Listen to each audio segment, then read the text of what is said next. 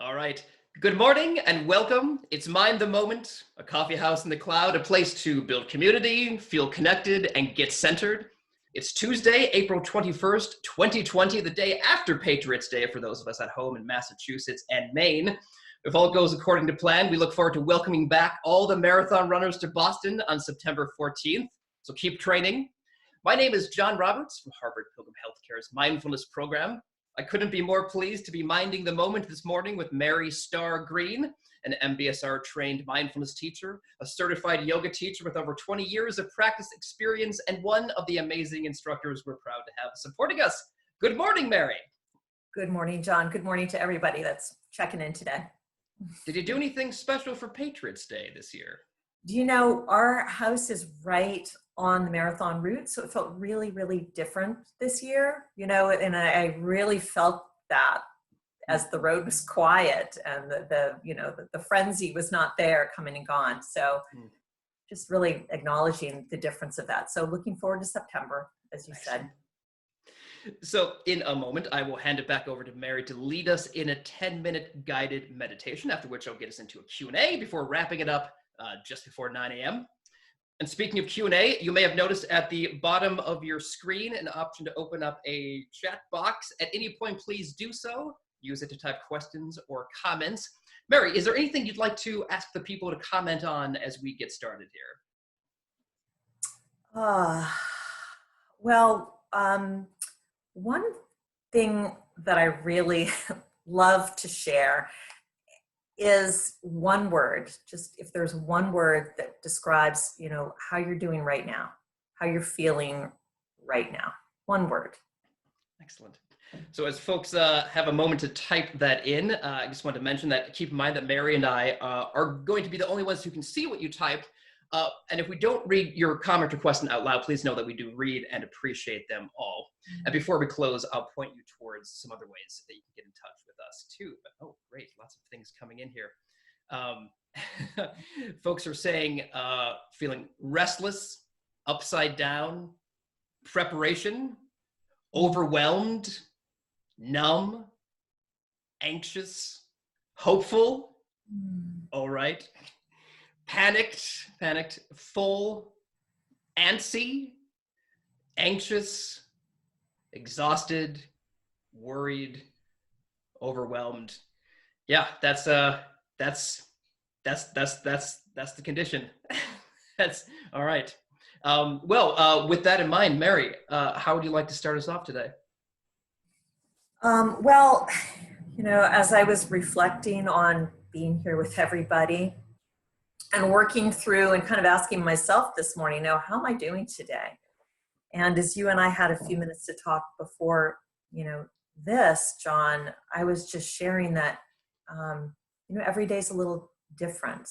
And if I don't even know if this is week 5 or week 6 that we've been doing this, but it's just the settling into this uncertainty, which seems like a strange kind of an oxymoron, but just working with uncertainty and what it means this week and today. And in thinking about all of that, I was wanting to guide something that would work through that sense of what's going on. So when I think for myself uncertainty, it's in regards to just all the words that were spoken here in body and mind.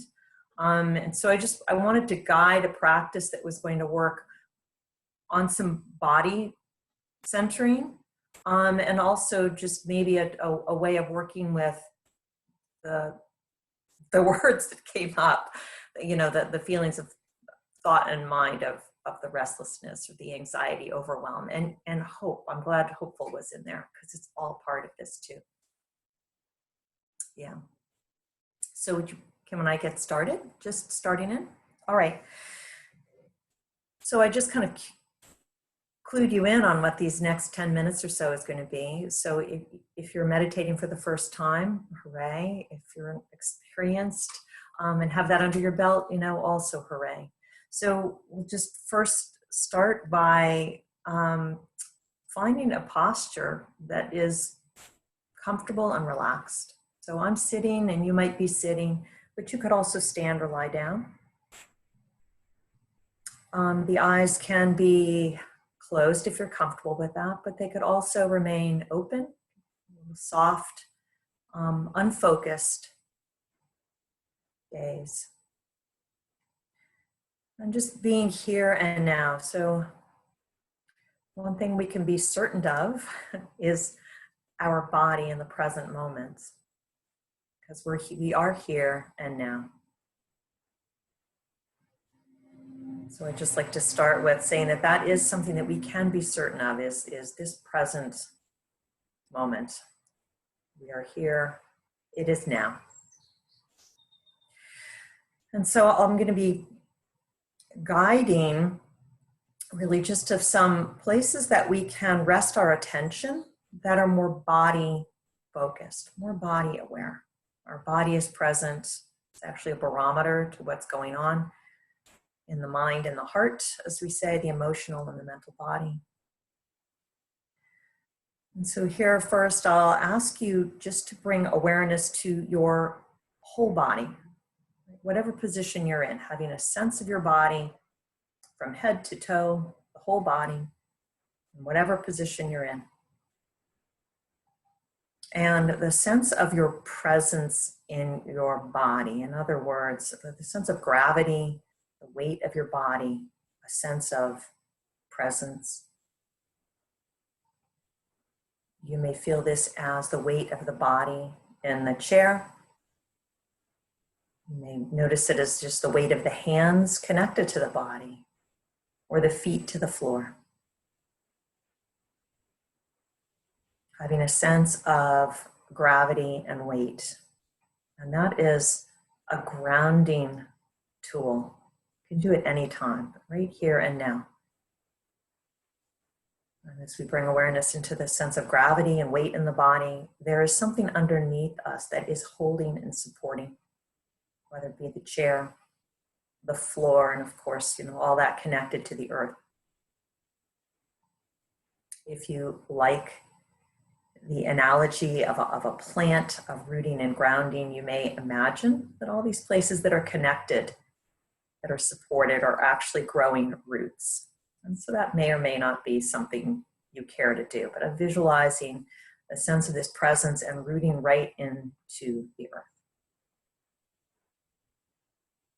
And just as we have the sense of the gravity and weight of the body, we have the upright, if you're standing or sitting, the sense of the upright spine, length of the spine.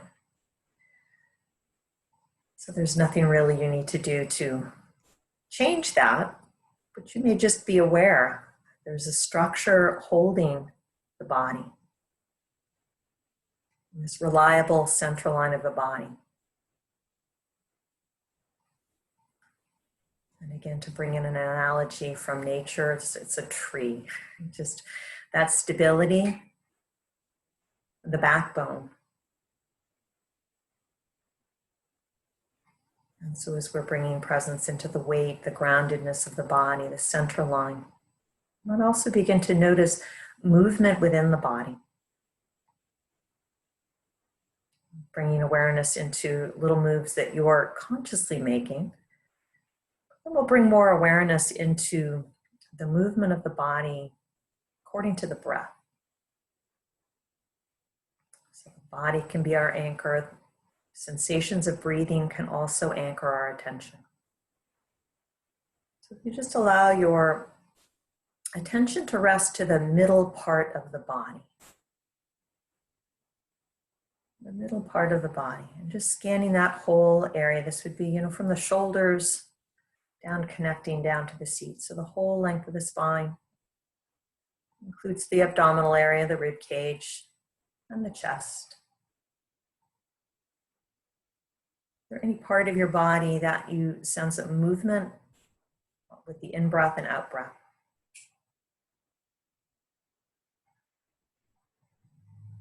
And so this inquiry is also bringing us into presence.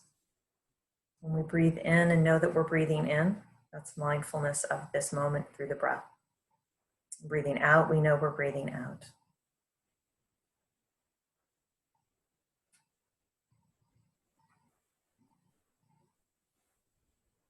You may notice that the mind wanders, gets distracted, sounds coming and going, people within the structure that you're in coming and going. Right? Just letting it be there, resting attention within the body.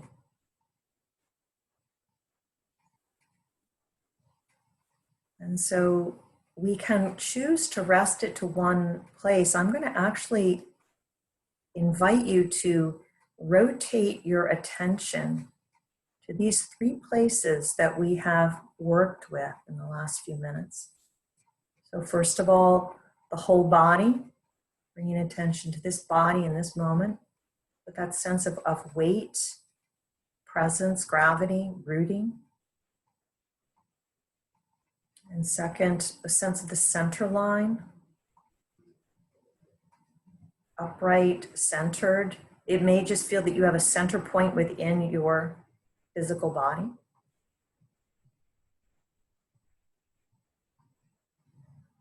And then to the breath.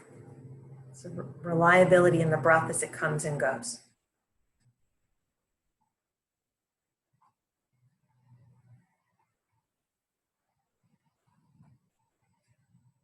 This meditation on presence through the body is something that you can rotate around with, touching in to these points of gravity, of center, of breath.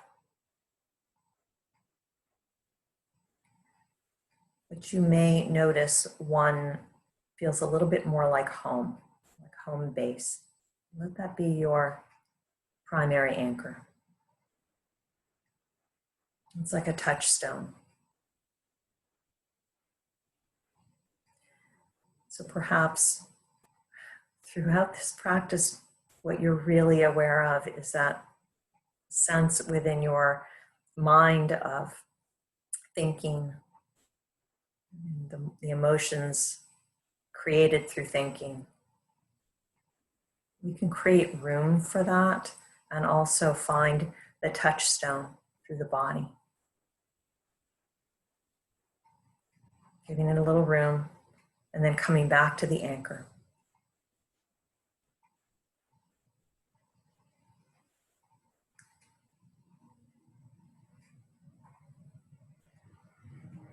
In this moment, anchored some way through the body as connection to presence.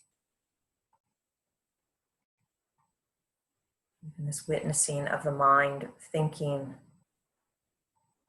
You can just notice that too, coming and going, right? Thoughts come and go, but we can return to the anchor.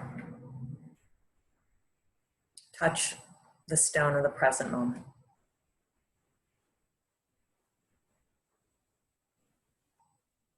In this remaining time, I just invite you to continue being with the sense of the anchoredness through your body, however feels best to you.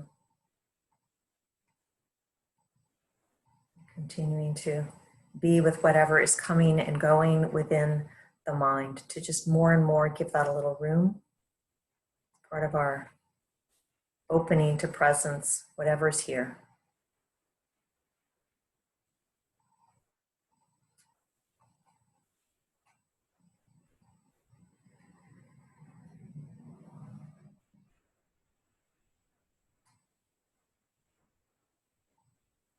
In this moment, we can return over and over again to the sense of the gravity, to center, to this breath.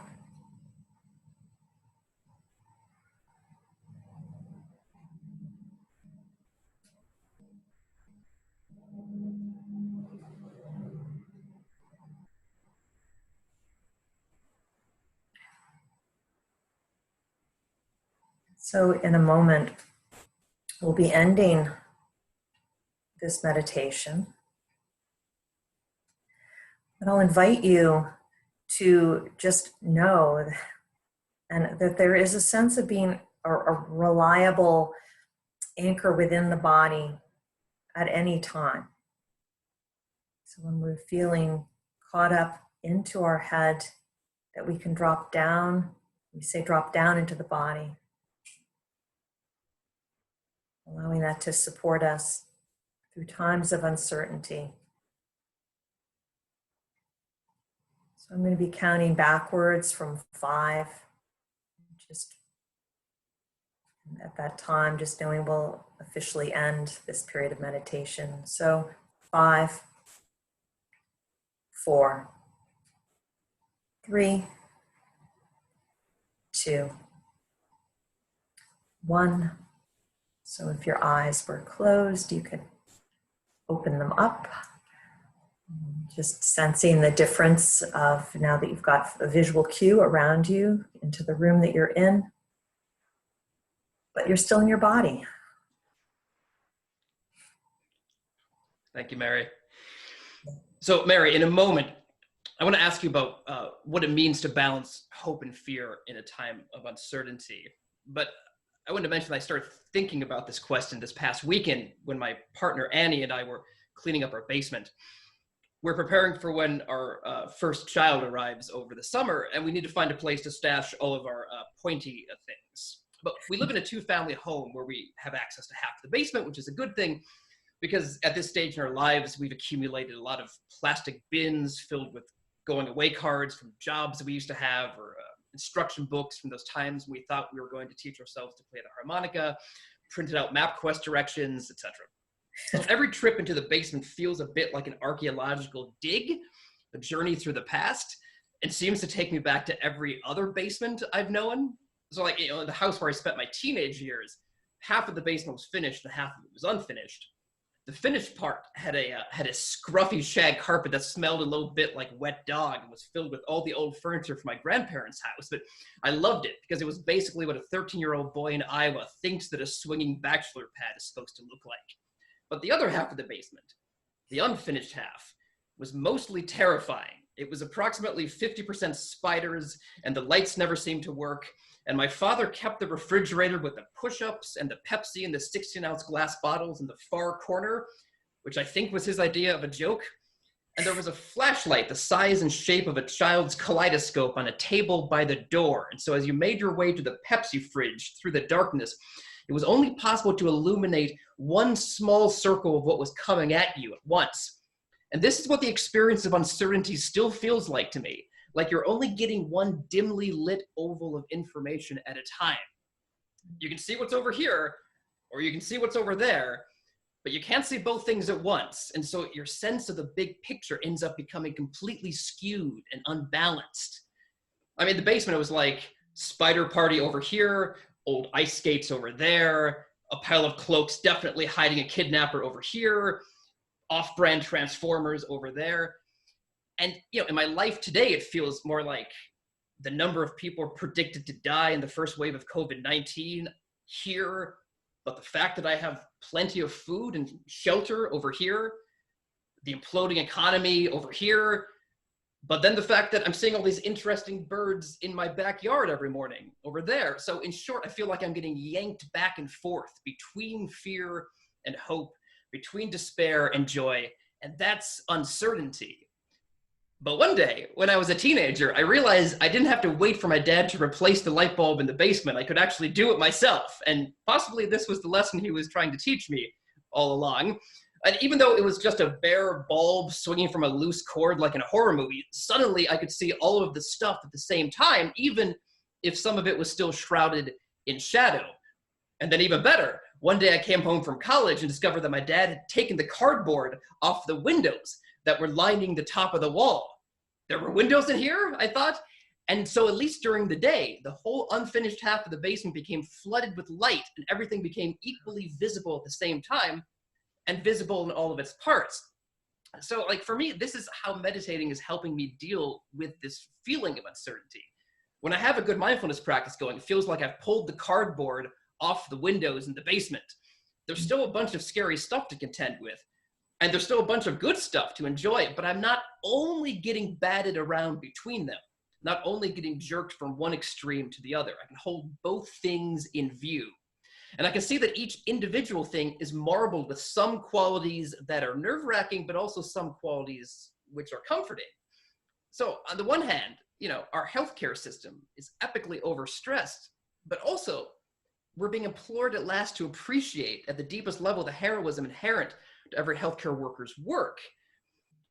On the one hand, we have been snatched from the outside world and stuffed into our individual shelters, but also we're being invited to witness through our windows or from our balconies or from the edges of our yards the remarkable resilience and beauty of nature.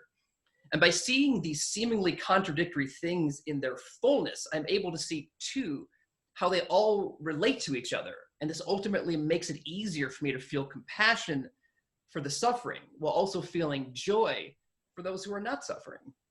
So Mary, in what ways are you balancing hope and fear? What is helping you to do so? And this could be related to your mindfulness practice or not strictly related to your mindfulness practice, if you like. And for the people at home, I have a list of questions to ask Mary, but I'd love to hear your questions as well. And then we'll check in with you again a little bit before the end. So Mary, balancing hope and fear. So that's a great question. But at first I just want to savor the story that you just shared, because I think it's really the detail of it, and I'm following you, and I get it, because we are holding a lot now, just like that basement. But what I also want to riff off of, as I heard you talk about that, I don't feel like I have that big light bulb that's brighten up the whole room right now. What I'm doing, what it seems that I'm experiencing more is like when you're driving in a car at night, you have headlights, that's your reliable thing. And you can see as far as you need to, you don't see the whole road and expanse, but you do see what's right in front of you. And I feel like for me and what's going on with family and friends and acquaintances, there's a lot of, yes, understanding that the sphere is real, but also that I have shelter and that my loved ones are safe. There's a sense of holding that together, and also knowing that the headlights will take me and continue taking me ahead. So that's how I feel that my meditation practice is helping. It's that guide of whatever's coming up next. I don't even know what that is. I can't light the whole picture, but I know I'm going forward. And I this whole issue of one step or one piece of road after the next is reminding me about what you and I were talking about before we brought everyone else in, which is that in these days, even something that seemed as simple as going to the grocery store, every time we do it seems to have changed. And so it's really cracking open, what we like to refer to as beginner's mind. It's like, I'm not taking anything for granted anymore. Even just taking a walk, it's like I'm relearning how to do that in a way that feels safe and feels like safe for those around me as well. Absolutely. It's the prime opportunity to snap into presence, and holding that with a sense of, knowing that it's okay. Somehow it's all going to be okay, and that we're just doing the best that we can, and we're in good company with everybody else trying to do the best they can. I'm not sure that's all part of this too for me. And you were really speaking to holding everything all at once, the scary and and the light, and that's really how it feels for me. Doing a lot of loving kindness meditation these days. Certainly sitting is part of what I do, but I want to add one more thing about the hope piece, because I'm in the garden and I'm home. So it's like home, garden, signs of spring everywhere, as you said, the birds, and it's just everywhere. It's, to me, that is hope, but I also notice it changes every day. So whatever my escape was that I was fascinated about, last week is now something else. So it's kind of that reminder of we're always rolling with the next thing. It's always unfolding. So what's so great, Mary, is I know you do a lot of work with body-based meditation, and as you did today, I'm wondering if you had any other exercises related to dropping into the body that people can do, not even just inside of a formal meditation practice, but as they're going through their day, especially if they start to feel a sense of overwhelm or panic? Is there a way that they can sort of, bring themselves back into their body or into a more stable place? Sure. Yes, remembering to do it is key, but little post-its, your feet on the ground. I mean, I shared that once with a friend. That this is through yoga, and she's like, "Are you serious? Do you mean that?" And I said, "Yes, I do mean that, because we get in our head. Try getting down into your feet and like take off your shoes, walk around. I mean, all these things we get to do in the privacy of our own homes during the workday, now that we're working remote, right? So just even getting outside, get your feet on the ground to come out of the head into the body. And of course, moving the body right through yoga, tai chi, qigong, but just taking a walk, just dropping into anything that is more under you, all that support under you, grounding. That's what I would say. That would be my micro burst of presence in the body. Right.